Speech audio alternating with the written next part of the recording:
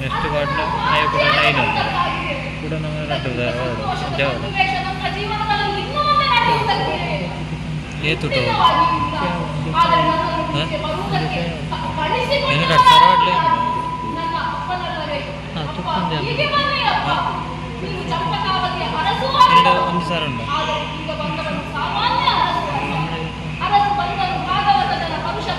ये कौन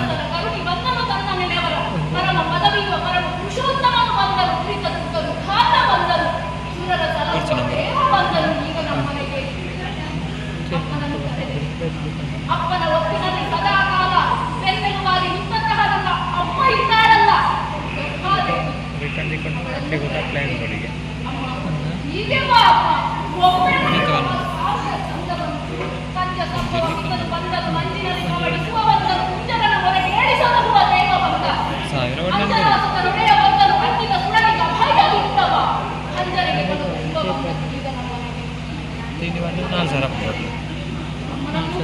ಆಯಂಡೆ ಆಜಿ ಮುಟ್ಟ ಆಟ ಆಡುತ್ತಾ ಬೆಳೆದ ಕಟ್ಟಿಯಾದ ಕುಬಲ ಇದ್ದಾಳೆ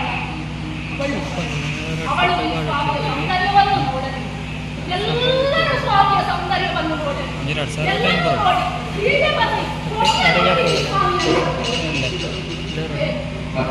ಏನು ಮಾಡುತ್ತಾ ಇದ್ದೇನೆ ಎಲ್ಲರನ್ನು ಬನ್ನಿ ಬನ್ನಿ ಬನ್ನಿ ಎಂದು ಕರ್ಕಾಕ್ಷಣ ಎಲ್ಲರಿಗೂ ಬರುವುದಕ್ಕಾಗುತ್ತದೆ ಅಥವಾ ಎಲ್ಲರಿಗೂ ಸ್ವಾಮಿಯ ದರ್ಶನ ಭಾಗ್ಯ ಸಿಗುತ್ತದೆ ಆದ್ದರಿಂದ ಯಾರಿಗೆಲ್ಲ ನೋಡುವಂತಹ ಸೌಭಾಗ್ಯ ಇದೆಯೋ ಅವರನ್ನು ಸ್ವಾಮಿಯ ದರ್ಶನವನ್ನು ಪಡೆದುಕೊಂಡರು ಇದು ನನಗೆ ಆಗುತ್ತಾ ಇಲ್ಲ ನನ್ನ ಮಾನವೇ ತಡವರಿಸುತ್ತಾ ಇದೆ ಸ್ವಾಮಿಯನ್ನು ಸ್ತುತಿಸುತ್ತೇನೆ ಜಯ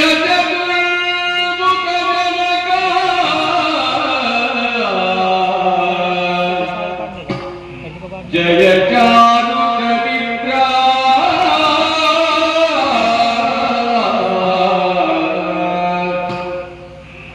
जय चिदानंद जय चिदांबराज्ञे जय जय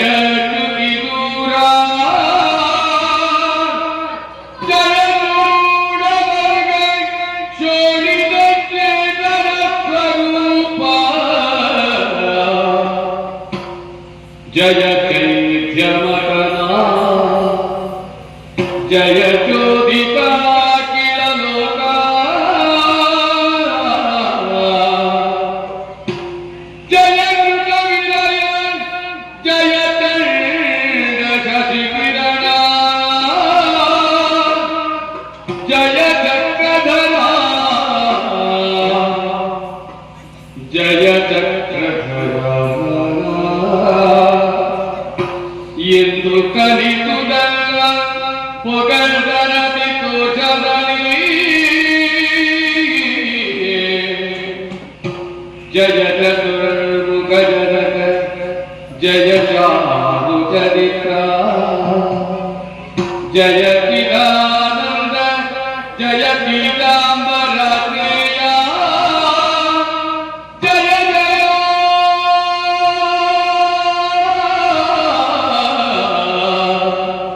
जय जय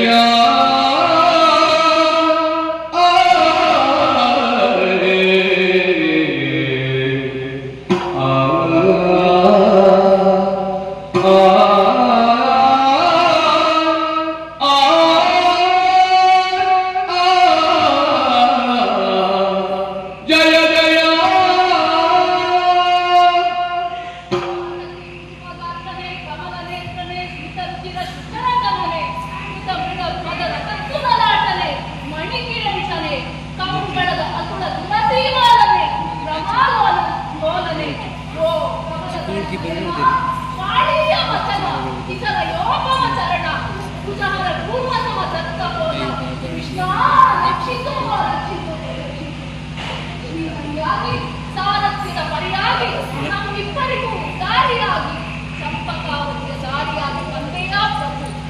ನೀನು ಯಾಕೆ ಬಂದಿದ್ದೀರಿ? ಮುಖ್ಯವಾಗಿ ತಿಳಿದಿದೆ ನನಗೆ. ನಿನ್ನ ಭಾವ ಭಕ್ತನೂ ಆದಂತಹ ಆ ಅರ್ಜುನನಿಗೆ ದಯಪಾಲಿಸುವುದಕ್ಕಾಗಿ ಅಲ್ಲವೇ? ಆದರೆ ಅರ್ಜುನನಿಗೆ ದಯ ಬೇಕು ಅಂತ ಇದ್ದರೆ ಆತನು ಪ್ರತಿಜ್ಞಾಪೂರ್ವಕವಾಗಿ ವ್ಯವಹರಿಸಲಿಲ್ಲ.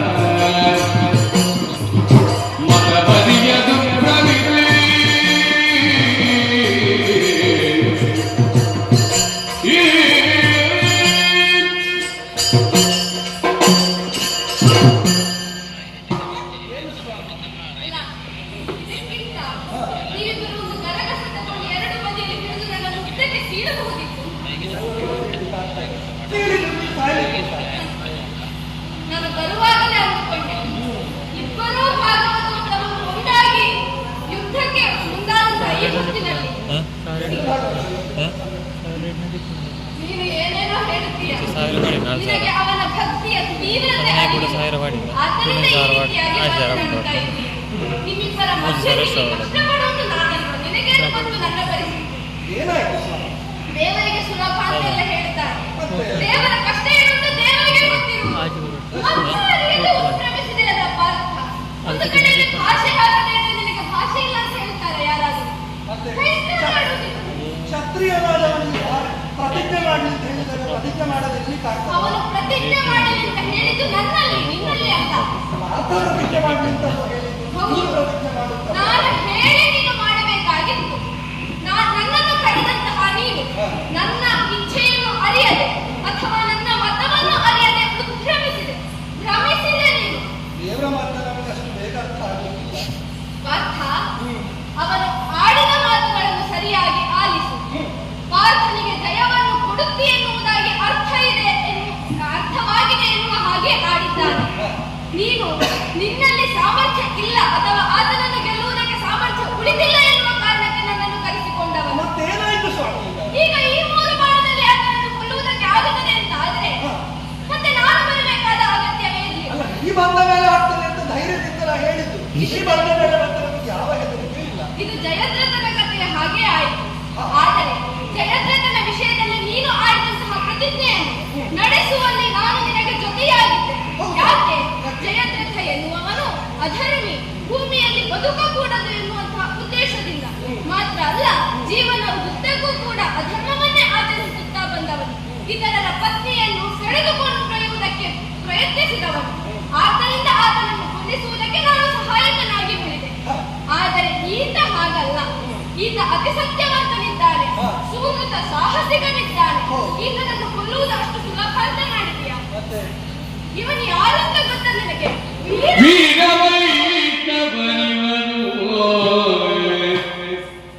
ನಿನ್ನಿಂದ ಗೆನಗೀತ ಸಾಗದ ತತ್ನಾಗಿರನು ವೀರವೆಂತ ಬಲಿವನು ನಿನ್ನಿಂದ ಗೆನಗೀತ ಸಾಗದ ತತ್ನಾಗಿರನು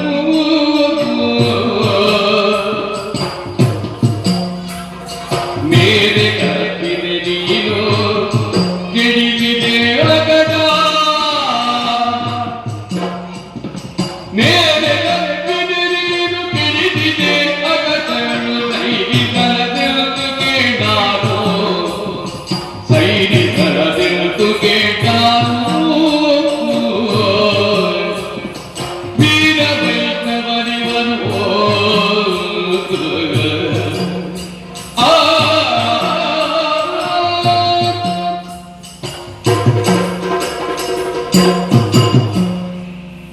ಮಾತ್ರ ಅಲ್ಲ, ಮತ್ತೇನು ಸ್ವಾಮಿ? ವೀರವೈಷ್ಣವನಿದ್ದಾನೆ. ವೀರವೈಷ್ಣವ ಎಂದರೆ ಏನರ್ಥ? ಏನು? ಶಕ್ತಿಯಿಂದಲೋ ಭಕ್ತಿಯಿಂದಲೋ ಅಥವಾ ಎರಡೂ ಪ್ರಕಾರದಿಂದಲೂ ಭಗವಂತನನ್ನು ಮೆಚ್ಚಿಸುತ್ತೇನೆ ಎನ್ನುವ ಹಾಗೆ ಹೊರಟವನು. ಒಂದರ್ಥದಲ್ಲಿ ನಿನಗಿಂತಲೂ ಅವನು ನನಗೆ ಹೆಚ್ಚಿನ ಭಕ್ತನಾಗಿದ್ದಾನೆ. ನನ್ನ ಮನಸ್ಸಿಗೆ ಒಂದರ್ಥದಲ್ಲಿ ನೀನು ಬೇಸರ ಮಾಡಬಾರದು. ನಿನಗಿಂತಲೂ ಹೆಚ್ಚು ಪ್ರಿಯನಾದಂತಹ ಭಕ್ತನಾದ. ಯಾಕೆ? ಜಯದ್ರಥನ ವಿಚಾರದಲ್ಲಿ ನೀನು ಬೆಂಕಿಗೆ ಬೀಳದ ಹಾಗೆ ಕಾದಿದ್ದೇನೆ. ನಿನ್ನ ರಕ್ಷಣೆ ಫಲವಾಗಿ ನಿಂತಿದ್ದೇನೆ ನಾನು. ಹೌದು. ಆದರೆ ಈತ ಬೆಂಕಿಗೆ ಬೀಳುವಂತಹ ಪರಿಸ್ಥಿತಿ ಬಂದಾಗಲೂ ಕೂಡ ಉಳಿಸದೆ ಸುಮ್ಮನಾಗಿದ್ದೇನೆ. ಯಾಕೆ? ತಪ್ಪಿಸುವುದಕ್ಕೆ ಹೋಗಲಿಲ್ಲ ನಾನು. ಆತ ಉಳಿದು ಬರ್ತಾನೆ ಎನ್ನುವಂತಹ ವಿಶ್ವಾಸ ನನಗಿತ್ತು. ಅದರಲ್ಲೇ ಅರ್ಥ ಮಾಡಿಕೊ ಈತನ ಭಕ್ತಿ ಏನು, ಆ ಭಕ್ತಿಯ ತೀವ್ರತೆ ಏನು, ಆತನ ಆಳ ಎಷ್ಟು ಅಗಲ ಎಷ್ಟು ಎನ್ನುವ ಹಾಗೆ. ಈಗ ಒಂದು ಬದಿಯಲ್ಲಿ ನೀನು, ಇನ್ನೊಂದು ಬದಿಯಲ್ಲಿ ಅವನು. ನಿನ್ನ ಕೈ ಬಿಡುವುದಕ್ಕೆ ಗೊತ್ತಿಲ್ಲ. ಒಂದು ವೇಳೆ ಕೈ ಬಿಟ್ಟೆ ಎಂದಾದರೆ ನನ್ನ 5 ಪ್ರಾಣಗಳಲ್ಲಿ ಒಂದನ್ನು ಕಳೆದುಕೊಂಡ ಹಾಗೆ. ಆತನ ಕೈ ಬಿಡುವುದಕ್ಕೂ ಗೊತ್ತಿಲ್ಲ. ವೀರವೈಷ್ಣವನಿದ್ದಾನೆ, ಭಕ್ತನಿದ್ದಾನೆ. ಅವನನ್ನೇನಾದರೂ ಕೊಲ್ಲಿಸಿದೆ ಎಂದಾದರೆ ಭಕ್ತ ಅಂತ ಕೈನು ಹಿಡಿದು ಬರುತ್ತದೆ. ನಾನೇನು ಮಾಡುವುದೀಗ?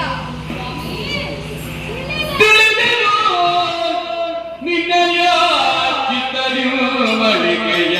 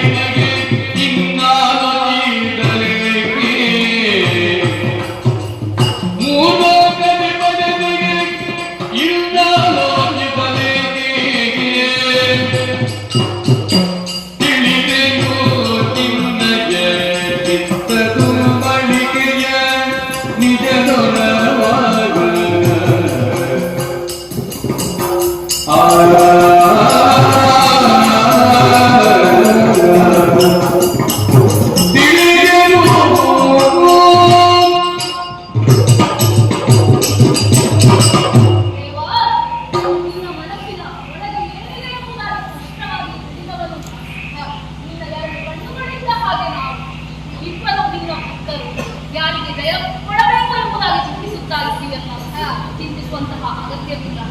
ನೀವು ಹೇಗಿದ್ದರೂ ಲೌಕಿಕವಾದಂತಹ ದಯವನ್ನು ಪ್ರಾರ್ಥನೆಯಲ್ಲಿಯೂ ಪಾರಮಾರ್ಥಿಕವಾದಂತಹ ಮೋಕ್ಷವನ್ನು ನನಗೆ ಕೊಡುತ್ತೇವೆ ಅನ್ನೋದಕ್ಕೆ ಕೊಡು. ಹಾಗಾದ್ರೆ ಸರಿಯಾಯ್ತು.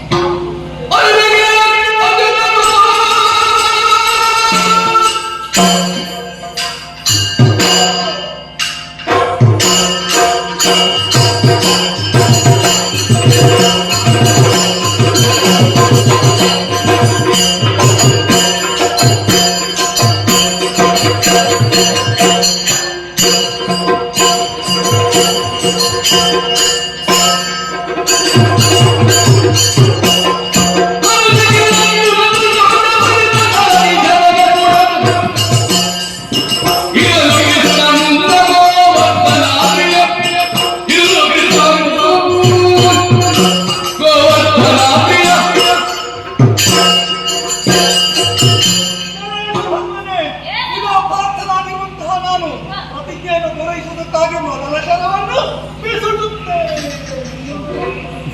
ನಿನ್ನ 3 ಬಾಣಕ್ಕೆ ಅವನನ್ನು ಕೊಲ್ಲುವಂತಹ ಶಕ್ತಿ ಇದೆ ಅಂತಾದ್ರೆ ನಾನಿಷ್ಟು ಕಷ್ಟಪಡಬೇಕಾದ ಅಗತ್ಯ ಇದಕ್ಕೆ ಸಾಮಾನ್ಯವಾದ ಸಾಮರ್ಥ್ಯ ಏನಿದೆ ಅಥವಾ ನಿನ್ನ ಗಾಂಧೀವದಿಂದ ಹೊರಹೋಗುವ ವೇಗ ಎನ್ನುವುದು ಸಾಕಾಗುವುದಿಲ್ಲ.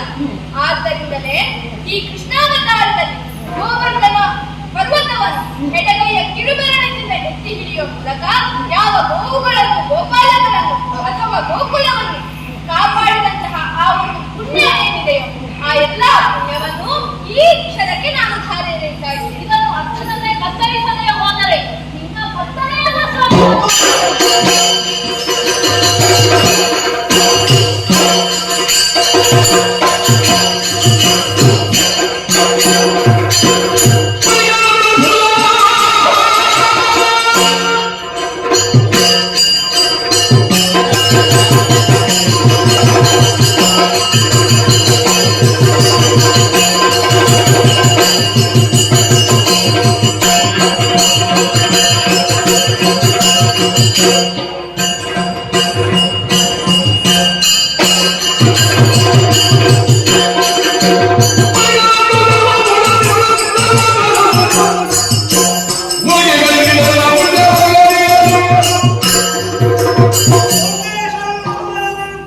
ಇದು ಎರಡನೇ ಶರವನ್ನು ಕೂಡ ಹೂಬಿಡುತ್ತೇನೆ.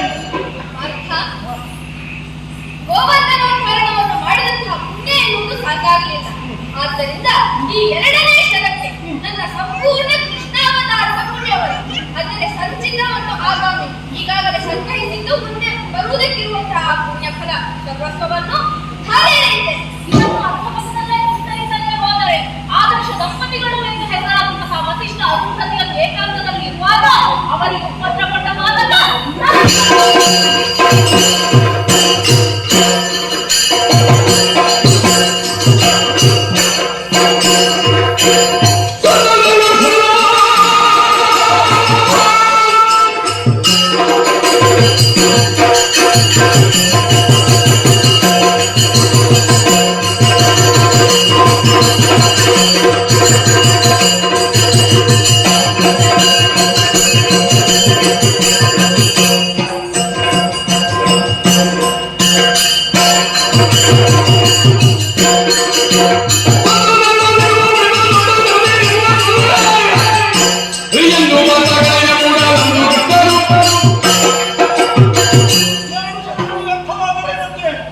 ಇದು ಕಟ್ಟ ಕಡೆಯಾಗಿ ಮೂರನೇದಾಗಿ ಅಂತಿಮ ಶರವನ್ನು ಹೂಡುವುದಕ್ಕೆ ಹಿಂದೆ ಅವತಾರದಿಂದ ತಲೆಯ ಪಡೆದ ಬೃಂದವನ ತತ್ವಾಚರಕ್ಕೆ ಹೊಂದಿಸಿತಾನು ಬಳಿಕ ಜನಗೆ ಪ್ರಯುಕ್ತಿಗೆ ತಿಳಿದಿದ್ದಾವಾಗಿ ಮತದ ಸತಗೊಳಿದು ನಿಂತವನು ಮಗುಗಳಾದ ಪರಿಸರು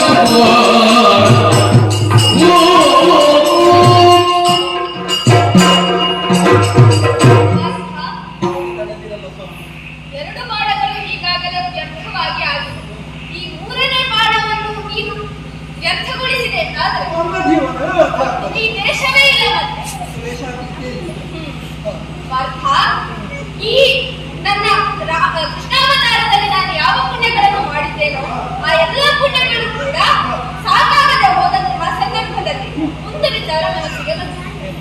ಒಂದು ಆದರ್ಶ ನಮ್ಮಿಬ್ಬರಲ್ಲೂ ಇಲ್ಲದ್ದು ಅವನಲ್ಲಿದೆ ಎನ್ನುವ ಹಾಗೆ. ಏನಪ್ಪ ಅದು? ನಾವಿಬ್ಬರು ಬ್ರಹ್ಮಚಾರಿಗಳು ಹೌದು, ಆದರೆ ಅವನ ಹಾಗೆ ಏಕಪತ್ನಿ ವ್ರತಸ್ಥರಲ್ಲ. ನಾವು ತಾತ್ಕಾಲಿಕ ಬ್ರಹ್ಮಚಾರಿ. ಹೌದು, ಏಕಪತ್ನಿ ವ್ರತಸ್ಥನಾಗಿಯೂ ಬ್ರಹ್ಮಚರ್ಯವನ್ನು ಕೂಡ ತನ್ನ ಜೀವನದಲ್ಲಿ ಅಳವಡಿಸಿಕೊಂಡಿರುವ ಅವನ ಆದರ್ಶ ಅದು ದ್ವಾಪರ ಯುಗದ್ದಲ್ಲ, ತ್ರೇತಾಯುಗದ ಆದರ್ಶ ಅದು. ಆದ್ದರಿಂದ ಅವನ ಆದರ್ಶವನ್ನು ಸರಿಗಟ್ಟುವುದಕ್ಕೆ ಶ್ರೀರಾಮಾವತಾರದಲ್ಲಿ ನಾನು ಸಂಪೂರ್ಣವಾಗಿ ಮಾಡಿದಂತಹ ಪುಣ್ಯ ಸರ್ವಸ್ವವನ್ನು ಹಾರೆ ಎಂದಿದ್ದೇನೆ. ಅಷ್ಟು ಸಾಕಾಗುವುದಿಲ್ಲ, ಬದಲಾಗಿ ಬ್ರಹ್ಮ ವಿಷ್ಣು ಮಹೇಶ್ವರನೆಂಬಂತಹ ತ್ರಿಮೂರ್ತಿಗಳನ್ನು ಈ ಬಾಣದ ಆದಿ ಮಧ್ಯ ಅಂತ್ಯಗಳಲ್ಲಿ ನಾನು ಸ್ಥಾಪಿಸಿದ್ದಾಗಿದೆ. ಎತ್ತುವುದಕ್ಕಾಗುವುದಿಲ್ಲ. ನಿನ್ನ ಭುಜವನ್ನು ಚಪ್ಪರಿಸಿ ಶಕ್ತಿಯನ್ನು ಕೊಟ್ಟಿದ್ದೇನೆ, ಈಗ ಹೂಡು ಮಾಡು. ನೀವು ಒಂದು ಸಂಶಯ. ಕೈಮಗಿಲದ ಪುಣ್ಯವನ್ನು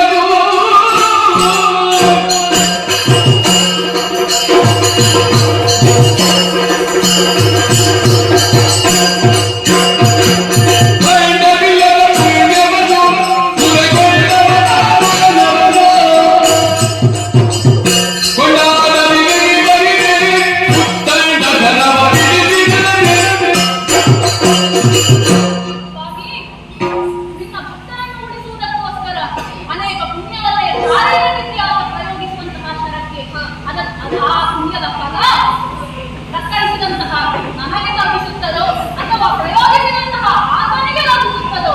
ಸುಧನ್ವಾ, ಒಂದು ಶರವನ್ನಾಗ ಪ್ರಯೋಗಿಸಿದ್ದಾನೆ. ನೀನೇ ಹೇಳುವ ಹಾಗೆ ನಾನದಕ್ಕೆ ನನ್ನ ಪುಣ್ಯ ಸರ್ವಸ್ವವನ್ನು ಧಾರೆ ಎರೆದಿದ್ದೇನೆ.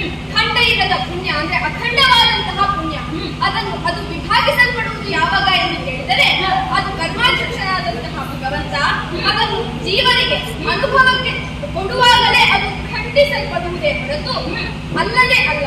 ಆದರೆ ನಮ್ಮ ಇಂದ್ರಿಯಗಳನ್ನು ಸರ್ವಸ್ವವನ್ನು ನಿಗ್ರಹದಲ್ಲಿಟ್ಟುಕೊಂಡು ಸರಿಯಾದ ರೀತಿಯಲ್ಲಿ ಜೀವನವನ್ನು ಮಾಡುವವರಿಗೆ ಕೆಲವೊಮ್ಮೆ ಆ ಸಾಮರ್ಥ್ಯ ಎನ್ನುವುದು ಬರುತ್ತದೆ. ನಮ್ಮ ಜೀವನದಲ್ಲಿ ನಾವು ಮಾಡಿದ ಪುಣ್ಯವನ್ನು ಹಾರೆ ಎಳೆಯುವಂತಹ ಆ ಸಾಮರ್ಥ್ಯ ಬರುತ್ತದೆ.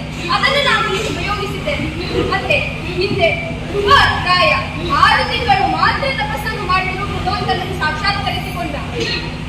ಮುನಿ ಮನೀಷಿಗಳಾದವರಿಗೆ ಜನ್ಮಾಂತರದಲ್ಲಿ ಕುಳಿತು ಮಾಡಿದರೂ ಸಾಧ್ಯವಾಗದಂತಹ ಕಾರ್ಯ. ಯಾಕೆ ಹಾಗಾಯಿತು? ನನ್ನ ಹಿಂದಿನ ಜೀವನದಲ್ಲಿ ಒಂದಿಷ್ಟೇ ಇಷ್ಟು ಪುಣ್ಯ ಭಗವಂತನ ಸಾಕ್ಷಾತ್ಕಾರಕ್ಕಾಗಿ ಬಾಕಿ ಇತ್ತು. ಅದನ್ನು ಅವನ 6 ತಿಂಗಳಲ್ಲಿ ಸಂಪಾದಿಸಿಕೊಂಡ. ಮತ್ತೆ ನೀನು ಮುಮುಕ್ಷು, ಆತ ಹಾಗಲ್ಲ. ಮೋಕ್ಷಾಕಾಂಕ್ಷಿಯಾದಂತಹ ನಿನಗೆ ಇಷ್ಟೊಂದು ಪುಣ್ಯ ಇರಬೇಕು ಎಂಬ ಹಾಗೆ ಇದೆ. ಆ ಪುಣ್ಯವನ್ನು ನೀನು ಸಂಪಾದಿಸಲೇಬೇಕು. ಯಾವ ಪಾಪ ಸಂಕಲ್ಪದಿಂದಾಗಿ ನಿನ್ನಲ್ಲಿ ಪಾಪ ಎನ್ನುವುದು ಉಂಟಾಗಿದೆಯೋ ಅದನ್ನು ನಿಗ್ರಹಿಸುವಂತಹ ಪುಣ್ಯ ಸಂಪತ್ತು ನಿನ್ನಲ್ಲಿ ಬೇಕು. ಆದ್ದರಿಂದ ಆ ಪುಣ್ಯ ನಿನಗೆ ಅರ್ಥವಾಯಿತು.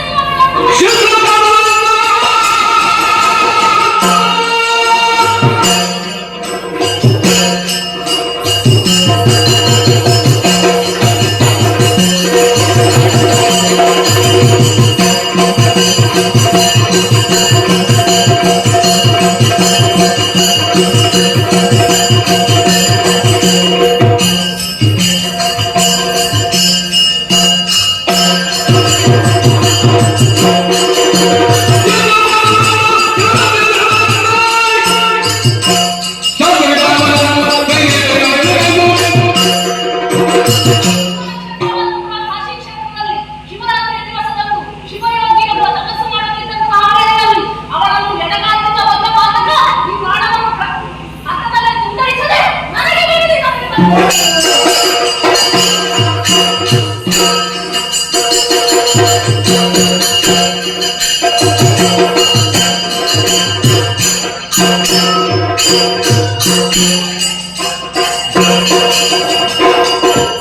ಜಲ ಜಲೋಚನ ವಿಷ್ಣು ಲಕ್ಷ್ಮೀ ವಿನಯ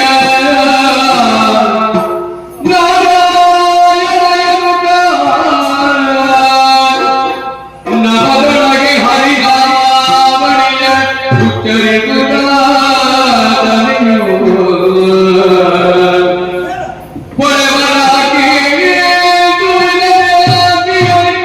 ಇಳಿದು ವಿಳೆಯಟ್ಟು ಕನಸಿ ಪದದ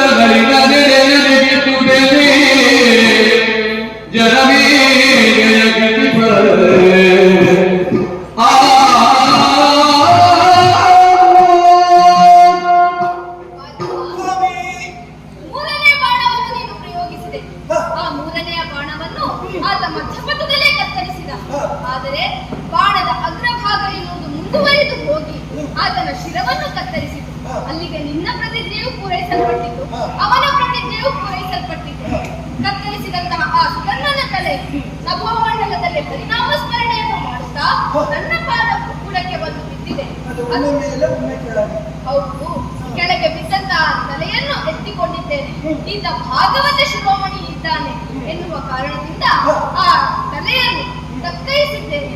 ನನ್ನ ಎದೆಗೊತ್ತಿ ಅದಕ್ಕೆ ಆಶೀರ್ವಾದವನ್ನು ಮಾಡಿದ್ದೇನೆ. ಈ ತಲೆ ನಮಗೆ ಸೇರಬೇಕಾದದ್ದಲ್ಲ ಎನ್ನುವ ಕಾರಣಕ್ಕೆ ಅದನ್ನು ಸುಧರ್ಮನ ಪಿತನಾದಂತಹ ಹಂಸಧ್ವಜನ ಬಳಿಗೆ ಎತ್ತಿದರೆ ಅದನ್ನು ಆತ ತನ್ನ ಕೈಗೆ ತೆಗೆದುಕೊಂಡ. ಕೊನೆಯ ಬಾರಿಗೆ ಎನ್ನುವ ಹಾಗೆ ಮಗನ ಮುಖವನ್ನು ನೋಡಿ ಮತ್ತೆ ಅದನ್ನು ನನ್ನ ಬಳಿಗೆ ಎಸೆದಿದ್ದಾನೆ. ಆದರೆ ಅದು ನನಗೆ ಸೇರಬೇಕಾದದ್ದಲ್ಲ. ಆದ್ದರಿಂದ ಅದನ್ನು ಮತ್ತೆ ನಾನು ಗಗನಕ್ಕೆ ಎಸೆದರೆ ಅಲ್ಲಿ ಇದ್ದಂತಹ ಗರುಡ ಅದನ್ನು ತೆಗೆದುಕೊಂಡು ಹೋಗಿ ಕೈಲಾಸಕ್ಕೆ ತಲುಪಿಸಿದ್ದಾನೆ. ಅಂದರೆ ಶಿವನ ಕೊರಳಿನಲ್ಲಿರುವಂತಹ ರುಂಡಮಾಲೆಯಲ್ಲಿ ಒಂದಾಗಿ ಸುಧರ್ಮನ ತಲೆ ಸೇರಿಕೊಂಡಿದೆ ಎಂಬುದಾಗಿ ಅರ್ಥವಾಗಬೇಕು. ಸುಧನ್ವನಿಗೆ ಸುಧನ್ವನದ್ದಲ್ಲ. ಹೌದು ಸುಧನ್ವನಾಮಕ ಶಿವ. ಹೌದು. ಅದರ ಅರ್ಥ ಏನು? ಹರಿಹರನಲ್ಲಿ ಭೇದ ಇಲ್ಲ ಎನ್ನುವಂತಹ ಒಂದು ತತ್ವ ಮತ್ತೊಮ್ಮೆ ಇಲ್ಲಿ ತೋರಿಸಲ್ಪಟ್ಟಿತು. ಅಷ್ಟು ಮಾತ್ರವಲ್ಲ, ಯಾವಾಗಲೂ ತನ್ನ ಕರ್ಮಗಳಲ್ಲಿ ಸದಾಕಾಲ ಶುಚಿತ್ವವನ್ನು ನೋಡಿಕೊಳ್ಳುತ್ತಾನೋ, ಯಾವಾಗಲೂ ಏಕಪತ್ನಿ ವ್ರತಸ್ಥನಾಗಿರ್ತಾನೋ, ಯಾವಾಗಲೂ ಪಿತೃವಾಕ್ಯ ಪರಿಪಾಲಕನಾಗಿರ್ತಾನೋ, ಸತ್ಯಸಂಧನಾಗಿರ್ತಾನೋ, ಹರಿನಾಮ ಸ್ಮರಣೆಯನ್ನು ಅನುದಿನವೂ ಮಾಡುವವನಾಗಿರ್ತಾನೋ ಆತನಿಗೆ ಸದಾಕಾಲವು ಮೋಕ್ಷ ಎನ್ನುವುದು ಅವನ ಬಳಿಯಲ್ಲೇ ಇರುತ್ತದೆ. ಆತನೇ ಮೋಕ್ಷವಾಗುತ್ತಾನೆ ಎನ್ನುವ ಒಂದು ತತ್ವ ಈ ಪುಣ್ಯಪ್ರದವಾದಂತಹ ಕಥೆಗೆ ಮಂಗಳವನ್ನು ಮಾಡುವುದಕ್ಕೆ ಸಭಿಕರ ಅಪ್ಪಣೆಯನ್ನು ಬೇಡುತ್ತೇವೆ. ಭದ್ರಂ ಶುಭಂ ಮಕ್ಕಳು.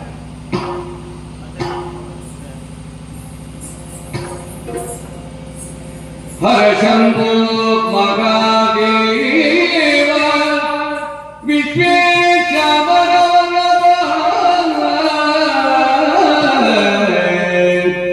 ಶಿವಶಂಕರ ಸರ್ವಾತ್ಮ